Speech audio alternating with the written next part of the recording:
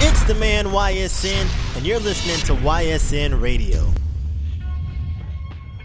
Yes, sir, yes, sir, yes, sir. Y'all know what time it is, man. You're rocking with the man YSN, and you're tuning into the episode of YSN Radio, the coolest podcast in the South, man. We are back with another episode, man. Sorry I missed last week. It was a very slow news week this past couple weeks, man, and I just didn't want to get on here and talk about nothing. So I wanted to make sure I had some substance to come back and talk about. And a lot of things happened over this past week, man. My daughter turned 4 years old last week. Happy birthday to my baby girl, Rosie. It was last week, but you know. A lot of things. Also, some changes up in the schedule, some updates to the DJ schedule, so I will not be in the DMV. The TSU Howard Day party ended up getting canceled, unfortunately, so I won't be in Washington, D.C. this weekend. However, instead, I will be doing an after party for the Alabama-Tennessee football game, also known as the Buck Fama party. Part 2 is going to be this weekend right after the game. You do not want to miss that one. That one is going to be absolutely insane. Hoodies are still on sale at ysnradio.com. Get you a hoodie. They are amazing. Probably should have one right now. It is kind of cold, but you get the idea, man. If you don't know what they look like, go watch the episode before this. Go check them out on Instagram or go to ysnradio.com/shop and get you one. They're beautiful. What else? Dubby. Make sure you drink some Dubby. YSN at checkout. You get a 20% discount. Dubby Energy. Be better with Dubby. Now that we got the shameless plugs out the way, let's get into the meat and potatoes, man. So last week, like I said, well, this weekend, I'm doing the Vols Alabama after party, man. And I don't know how I'm feeling about the Vols, man, because last week they played Florida. They won. Go Vols. But I'm not gonna lie, man, that was an ugly game. That was an ugly game. We tied it up in the last quarter. We literally did not score anything in the first half. We didn't score until like the end of the third quarter. Tied it up and end up winning in overtime against Florida. And the thing is like I don't know what it is, bro. Florida has sucked for the past couple of years, but for some reason, when they play us, they get good all of a sudden. What the fuck is up with that? Anyways, so I think just by watching the game, it looks like the coaches don't trust Nico anymore. He was getting a lot of pressure in the pocket, throwing some bullshit off. However, some of his passes were good. They just weren't getting caught, man. So I want to put it all on Nico. Overall, there's a lot of improvement that we need to make going into the Bama game. But on the other hand, Bama also has not been playing that well either. They lost against Vanderbilt, of all teams. They lost against Vanderbilt. And last week, I forget who they played last week. I think it was like Mississippi State or something, or South Carolina.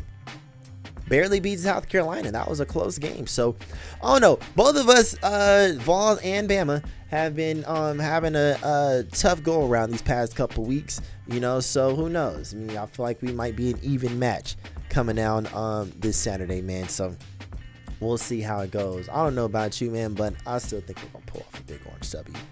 That's just me, though. Boom. Moving forward, man. So J. Cole dropped Port Antonio, man.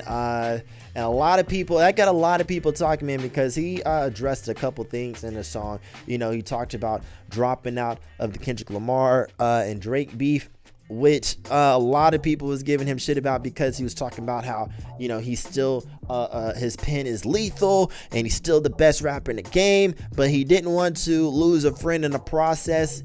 And he also gave Drake his props, saying that he did a lot for him and he still appreciated him. And a lot of people was not trying to hear that shit, bro.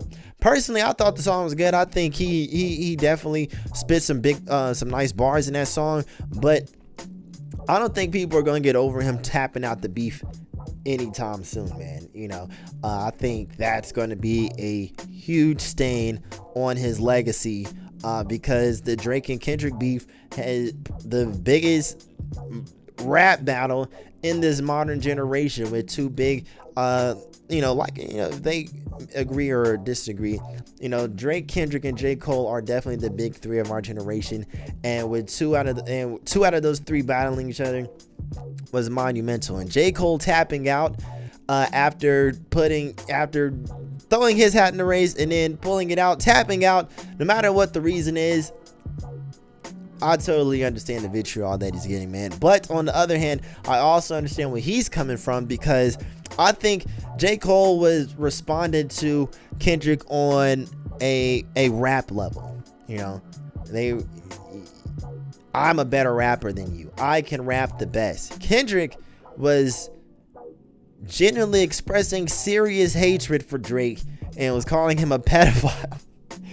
All this crazy shit, man. And I think J. Cole was like, this isn't what I thought it was. I thought this was a rap battle. This is a mudslinging contest. And I don't think he won any parts of that. So with that being said, I don't blame him for dropping out. You feel me? I don't think J. Cole has anything like that on his record at all. Like, pedophile allegations, man. But, if you go into a battle thinking it's just going to be a rap battle and niggas is calling each other wife beaters and child molesters, hell no. So I see both sides, man. I see both sides, and it's nice to see that someone is admitting that Drake helped them out, because a lot of niggas is acting like he's a scrub all of a sudden, which, like I said, I think is super lame, man. Moving on, Glorilla dropped her new album Glorious last week, man, and I listened to that in the gym last night, bro. I'm not gonna lie, Glorilla got one on there, bro. Glorilla got one on that bitch, man. The song she got with Meg Thee Stallion, let me pull it up, man, because Glorilla, like, ever since she dropped FNF, she's been on fire. But a lot of people thought that she was gonna be a one-hit wonder, or that she had fallen off. And she heard that shit and put the pedal to the fucking metal, man. She got a song on there called How I Look with Meg Thee Stallion. Goes absolutely bananas. She starts the song off, she says, just rode by the cemetery, there's plenty room for hoes. Like, yeah, that song's nuts, man. And then she has a gospel song in here with Kirk Franklin, and it's actually pretty good, man. Like, here's the thing that I like about the album, because Glorilla's real name is Gloria Hallelujah. So she had a lot of gospel themes on this album. The Rain Down on Me song with Kirk Franklin, Glow's Prayer. She's talking to God a lot on this album, and about a lot of like serious subjects. You feel me? This isn't like, granted, she definitely has her turn up songs and ass shaking songs in here, but some of these songs are like generally like talking about serious shit. Like, for example, Don't Deserve with Money Long. This is like the song is like from the perspective of her. She's tired of hearing her friend talk about this man doing her wrong, and it's like, this nigga don't deserve my friend, and going on about that. Glow's Prayer, she's praying to God to,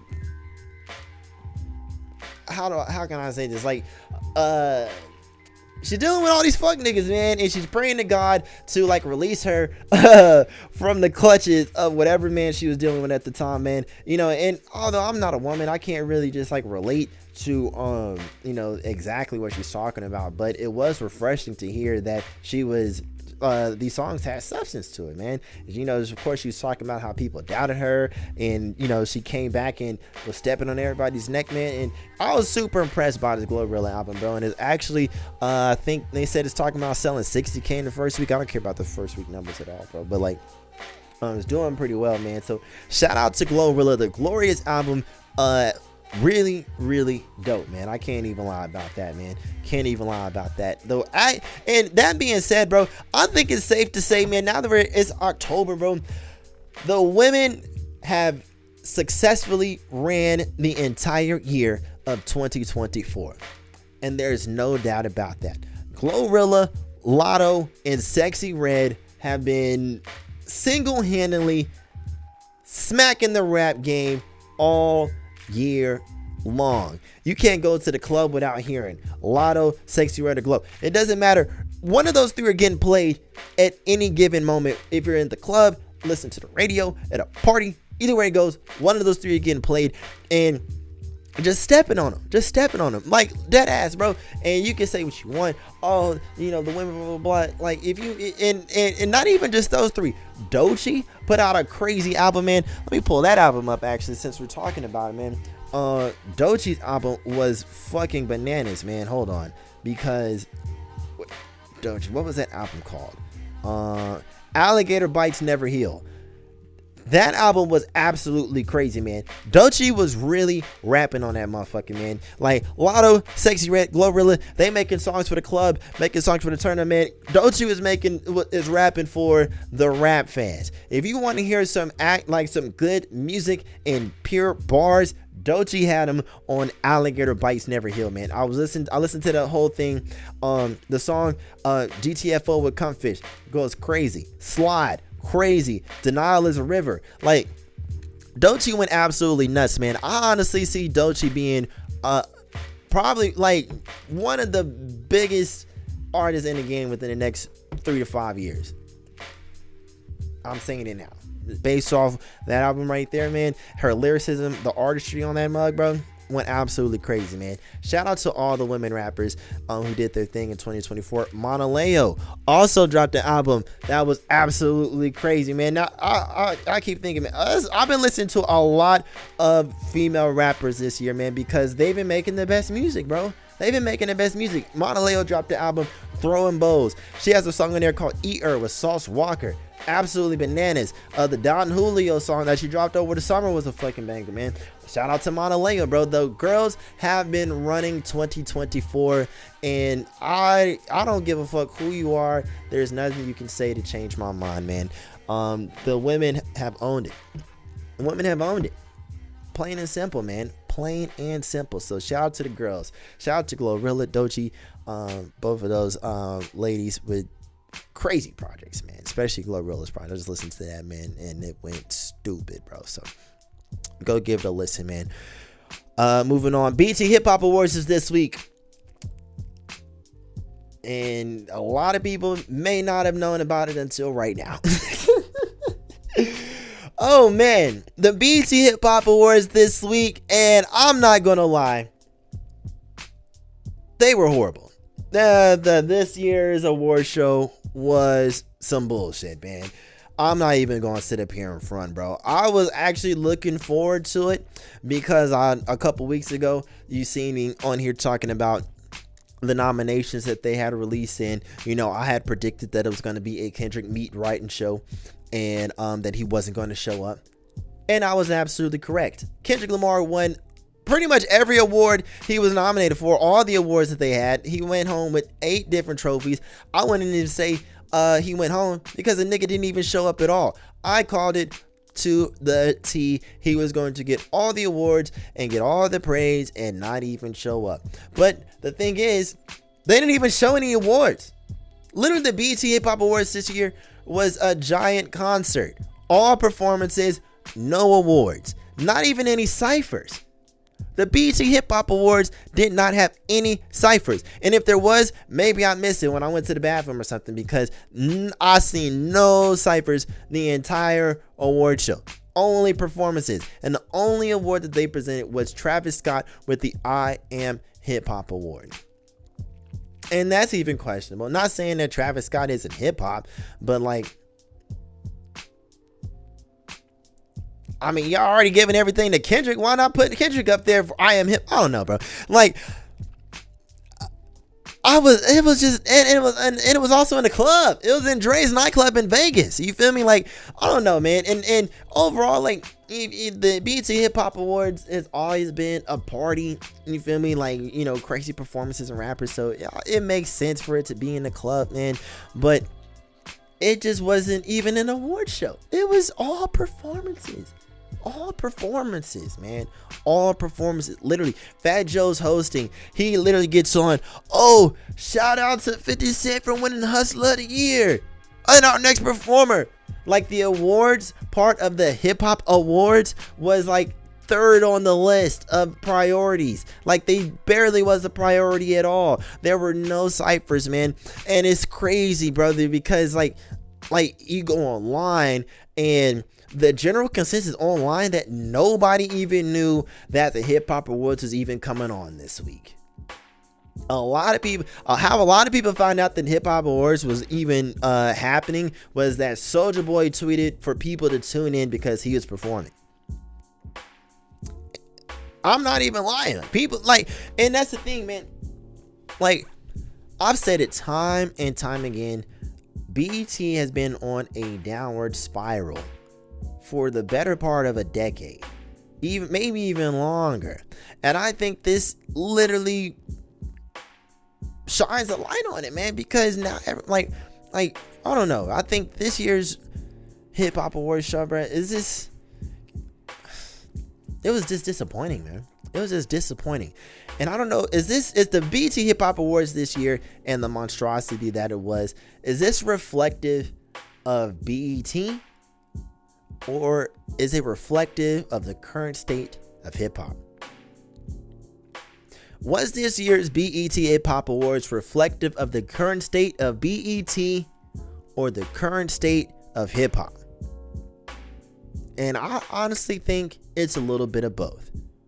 Definitely a reflection of the current state of BET. Because like I said, they've been on a downward spiral for the better part of a decade. Ever since 106 & Park got canceled, BET has become more and more irrelevant to the younger generation of black people. Really, black people as a whole, the more time went on.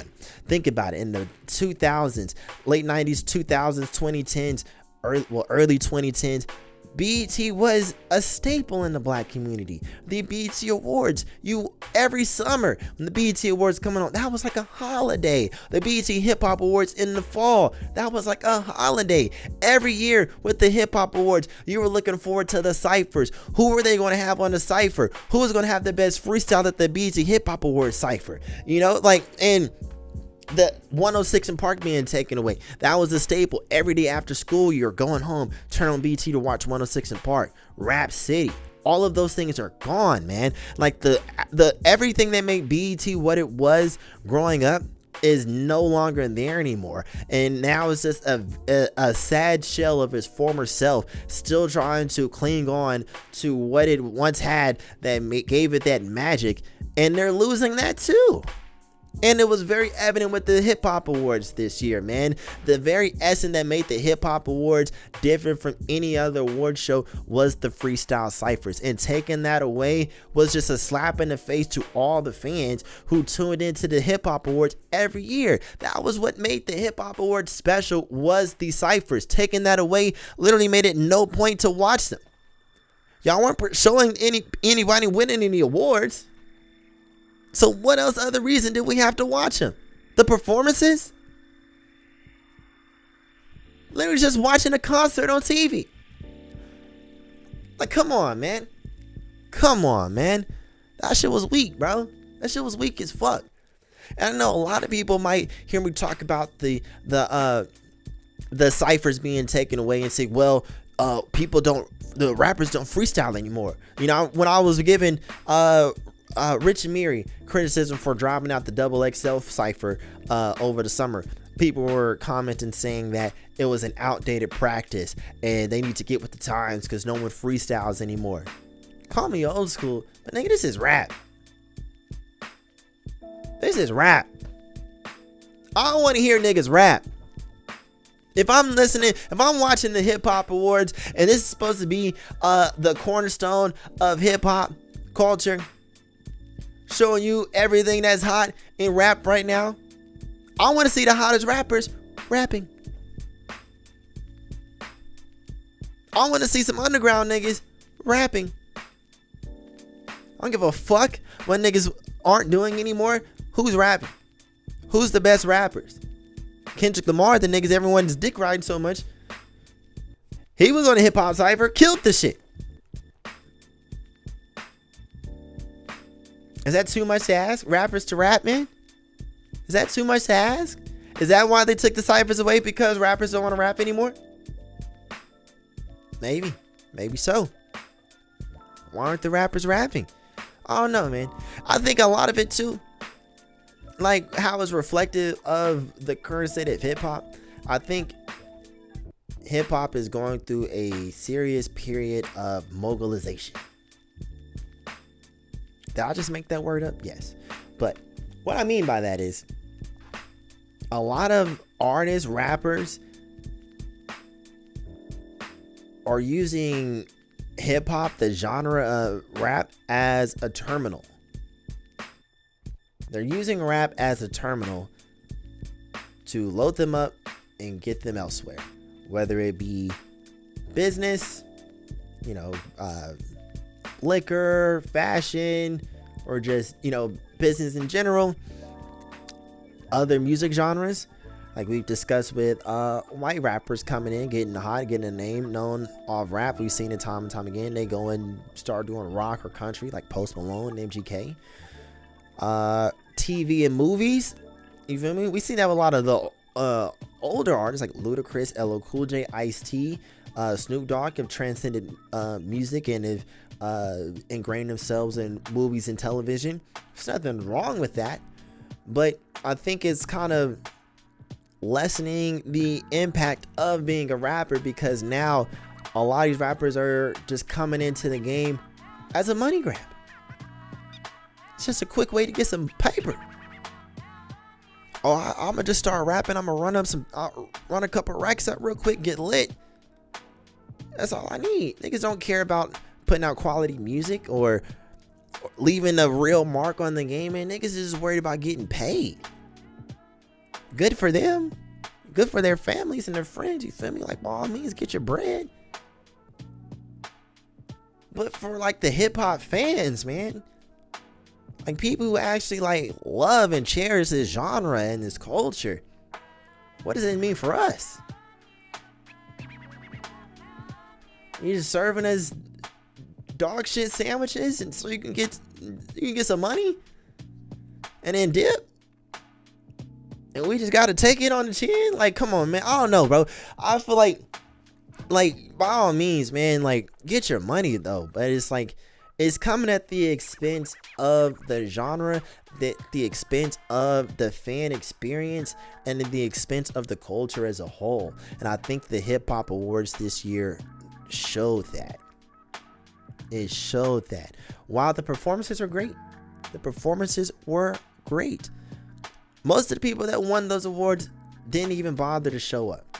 Didn't even bother to acknowledge the fact that they won. 50 Cent did. Think Kendrick gives a fuck that he won 8 hip hop awards? No. Probably doesn't give not one single fuck about a single award he won from BET this week. You feel me? And hats off to the people that did show up to the awards. Boss Man D-Lo performed, Glorilla, Big Boogie, Young Miami.